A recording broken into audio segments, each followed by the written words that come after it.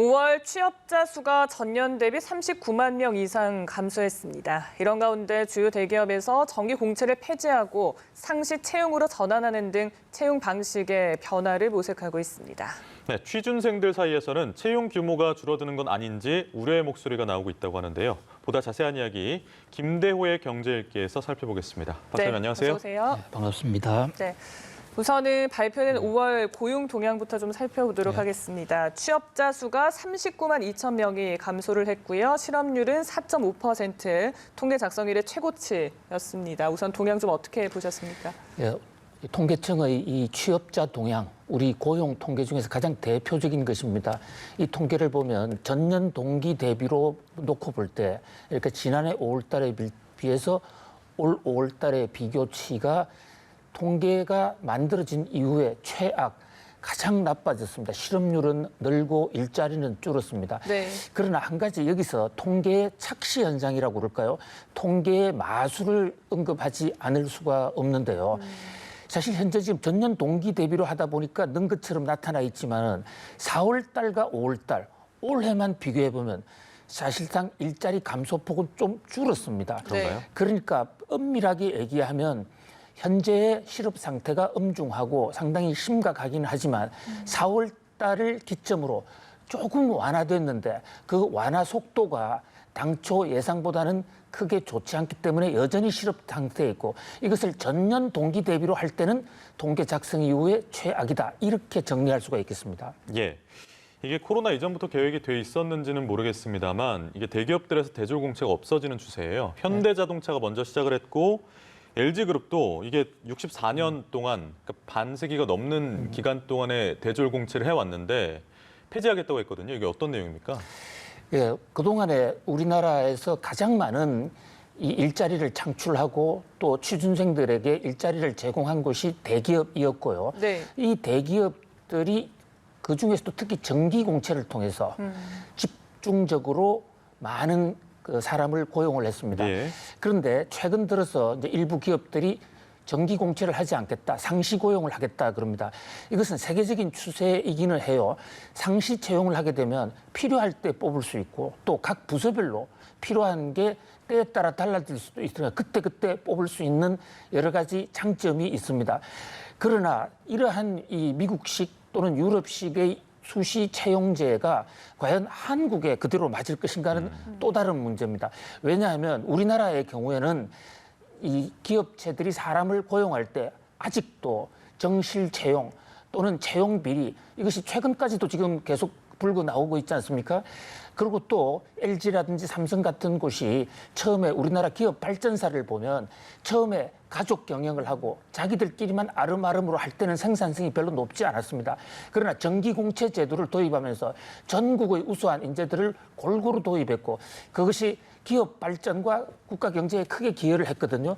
물론 지금 상황에서 컴퓨터 시대에 또 비대면 시대에 경제 환경이 급변하고 있기 때문에 수시 채용의 필요성은 높지만은 네. 그렇다고 해서 갑자기 없애버리는 것은 이것은 좀 문제가 아닌가. 그래서 정기 공채와 수시 공채를 좀 균형 있게 가져갈 필요가 있다. 이런 생각을 해봅니다. 네, 사실 뭐 미국이나 유럽에서 수시 채용하는 게 굉장히 일반적인 거지만 말씀처럼 우리나라에서 과연 이게 적합한가 이 부분에 있어서는 뭐 조금 회의적이신 것 같은데 그러면 향후에 좀 수시 채용하는 기업들이 더 늘어날 수 있다는 전망에 대해서는 아직까지는 잘 모르신 거죠? 기업들 입장에서는 수시 채용을 폭발적으로 늘릴 가능성이 있습니다.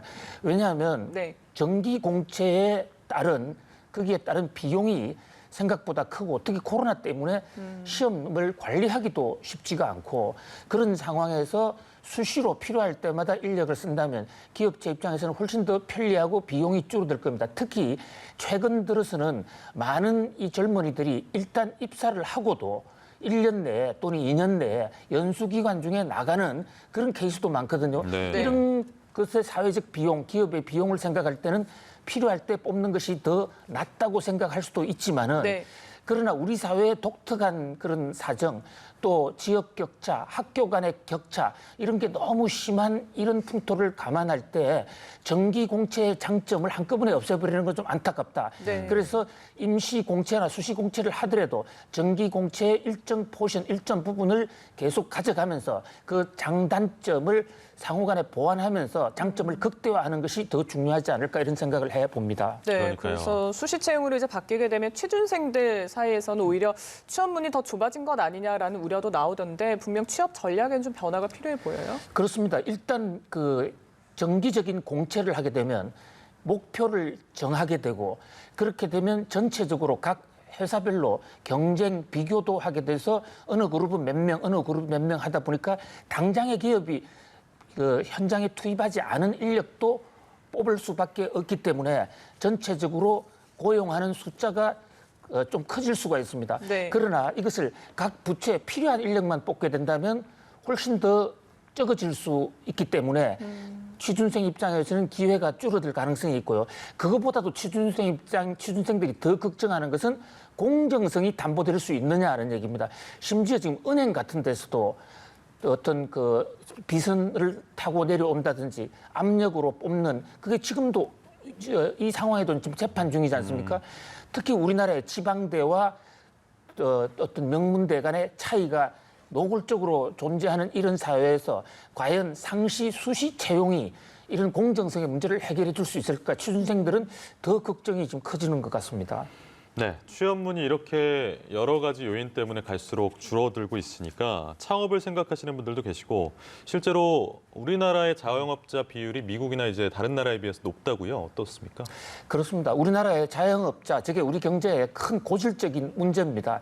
좀 줄었다고는 하는데 오늘 OECD 선진국 그룹이라는 OECD 통계에 보니까 우리나라가 전 취업자의 25.1%, 네. 4명 중에 1명은 자영업자다 그럽니다. 이 자영업자에 대해서는 좀 이 개념의 오해의 소지가 있을 수가 있는데요. 개인 사업자 같은 사람은 사실 자영업자가 아닙니다.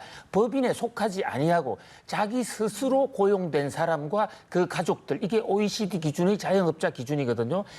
그러니까 이게 지금 자영업자가 많다는 것은 우리 사회에 그만큼 일자리가 적다는 방증이기도 하기 때문에 네. 아직도 우리 경제가 갈 길이 멀다 하는 그런 점에서 우리 사회에 큰 과제를 던져준다고 하겠습니다. 이게 자영업자 비율이 증가하면 소득 분배 불균형이라고 하죠. 예. 좀 강해진다고 하던데 이게 어떤 내용인가요? 그렇습니다. 이 자영업자는 기본적으로 혼자서 사업을 하게 되고 그렇게 되면 현재 우리나라 같은 경우는 식당, 음식 또는 서비스업에 거의 자영업자들이 집중되어 있습니다. 고부가가치 산업을 할 수 있는 자영업자는 사실상 거의 제한돼 있고요. 개인으로 하더라도 고부가가치자들은 법인을 통해서 하기 때문에 자영업자에서 빠집니다. 네. 그러니까 자영업자는 한마디로 이 사회에서 굉장히 어려운 분들. 우리나라에서 자영업자는 대부분 직장 다니다가 쫓겨난 사람이거나 조기 명퇴당한 사람이 늙어서도 할 일이 없고 또 국민연금이 적어서 어쩔 수 없이 먹고 살기 위해서 하는 사람들이 많거든요. 이 사람들의 비율이 많아진다는 것은 우리나라의 소득 분배 비율이 악화된다 이렇게 볼 수가 있습니다. 네. 우리나라 이제 고질적인 문제다라고 짚어주시기도 하셨고 말씀처럼 이제 생계형 창업자가 많은데 이런 상황에서 갑자기 산업 구조를 재편하기도 좀 쉽지는 않을 것 같아요. 정부가 좀 중장기적으로 어떤 대책이 필요할까요? 그렇습니다. 장기적으로는 지금 지적하신 대로 우리 산업 구조도 좀 그 개편을 해야 되겠지만 그것은 하루 아침에 할 수 없는 일이고요. 지금 현 당면에서 우리 정부나 우리 사회가 같이 해야 될 할 수 있는 일은 지금 자영업자인 신분이나 또 자영업을 할 수밖에 없는 쪽으로 몰려가는 사람들, 이를테면 조기 명퇴자, 은퇴자, 은퇴 후의 실업자 네. 이런 사람들에게 전문적인 어떤 교육을 제공해서 새로운 일자리를 창출할 수 있도록 하는 그런 사회적 노력이 무엇보다도 중요할 것 같습니다. 그중에 특히 또 하나 지금 농업 부분을 우리는 지금 너무 간과하고 있습니다만은 선진국의 경우에 농업의 부가가치가 상당히 빠른 속도로 올라가고 있는 나라도 많거든요. 그런 면에서 모든 사람이 음식점을 하고 서비스업에만 종사하지 않는 이 자영업의 다양화 이런 것도 같이 기해봐야 될 것으로 보입니다. 알겠습니다. 이 부분도 좀 짧게 한번 볼게요. 그러니까 새롭게 분양하는 아파트 광고 보면 지하철역까지 다 도보로 5분 이내라고 하는데 막상 가보면 막 15분 이렇게 걸어야 되는 경우가 많지 않습니까? 앞으로는 이런 과장 광고를 못 하게 된다고요? 예, 그렇습니다. 예, 뭐 사람에 따라 이제 걷는 속도가 다르기 때문에 어떤 사람은 5분 걸려도 어떤 사람은 10분 걸릴 수도 있겠죠. 그래서 정확하게 측정할 수는 없지만 네. 그동안에 부동산 분양을 둘러싼 엉터리 광고가 좀 해도 너무한다. 너무 많았습니다. 5분 정도가 아니라 1시간, 2시간 이 부동산을 사면 2년 내에 부자가 됩니다. 또는 예. 1년 내에 10%, 20% 수익이 보장됩니다. 등의 뻥튀기 광고가 많아서 그로 인해서 부동산 투기가 창궐하고 또 소비자 피해도 많았습니다. 그래서 정부가 주택법을 개정해서 이제 내일부터 시행을 하는데요. 이것을 허무맹랑하게 고의적으로 악의적으로 했을 경우에는 처벌한다. 또 처벌하기 위해서 그것을 지방자치단체나 정부가 과장 광고했던 것을 그대로 보관하면서 증거 자료로 쌓겠다. 그래서 이 공신력이 좀 더 높아지고 부동산 시장에서의 거품이 좀 해소되는 기회가 될 수 있을 것으로 보입니다. 네, 여기까지 김대우의 경제 읽기 김대우 박사와 함께했습니다. 네, 오늘 고맙습니다. 고맙습니다. 감사합니다.